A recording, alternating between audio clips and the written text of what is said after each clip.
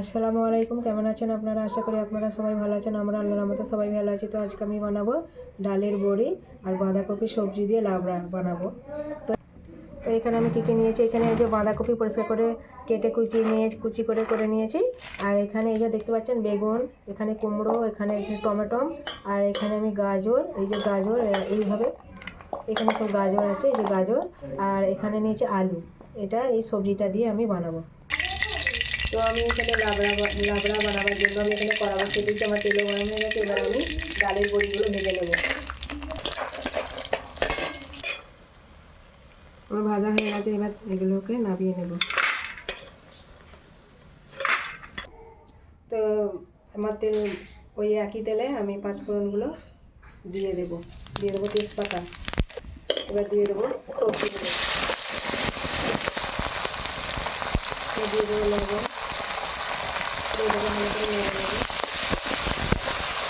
দেখুন বন্ধুরা, এখানে আমি একটা ভুল করেছি, এখানে কুমড়ো দিয়েছি, কুমড়োটা বলতে আমার খেয়াল ছিল না, সেগুলো বলে দিলাম। এবার দিয়ে দেবো আদা বাটা, এবার দিয়ে দেবো রসুন বাটা, এবার দিয়ে দেবো হলুদের গুঁড়ো, এবার দিয়ে দেবো লঙ্কার গুঁড়ো, এবার ধনে গুঁড়ো, তারপর দেবো জিরে গুঁড়ো, দিয়ে দেবো আবার ভালো করে একটু কষিয়ে নেবো। এবার দিয়ে দেবো পরিমাণ মতো পানি, এবারে ভালো করে আবার আমি একটা কষিয়ে নেবো। এবার দিয়ে দেবো বাঁধাকপি,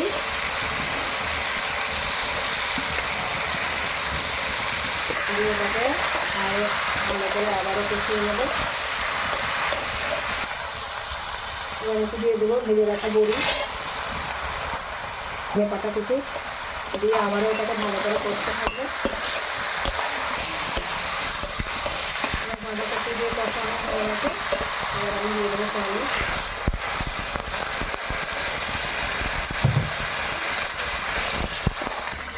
এবার আমি এটাকে 10 মিনিট ঢাকা দিয়ে রেখে দেবো। আমার 10 মিনিট হয়ে গেছে, এবার দেখে নেব। দেখুন বন্ধুরা, পানি শুকিয়ে গেছে, পুরো মাখা মাখা হয়ে গেছে।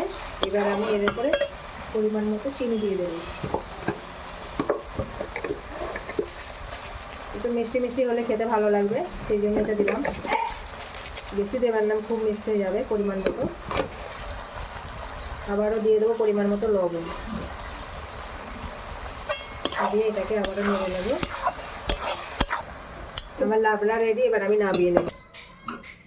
দেখুন বন্ধুরা, আমি এইভাবে লাবড়া রেসিপি বানিয়েছি, আপনারাও ঘরে বানাতে পারেন এবং খুব সুন্দর এটা খেতে। এটা রুটি দিয়েও খাওয়া যাবে, ভাতের সাথেও খাওয়া যাবে, যেটা দিয়ে পারেন আপনারা খেতে পারেন।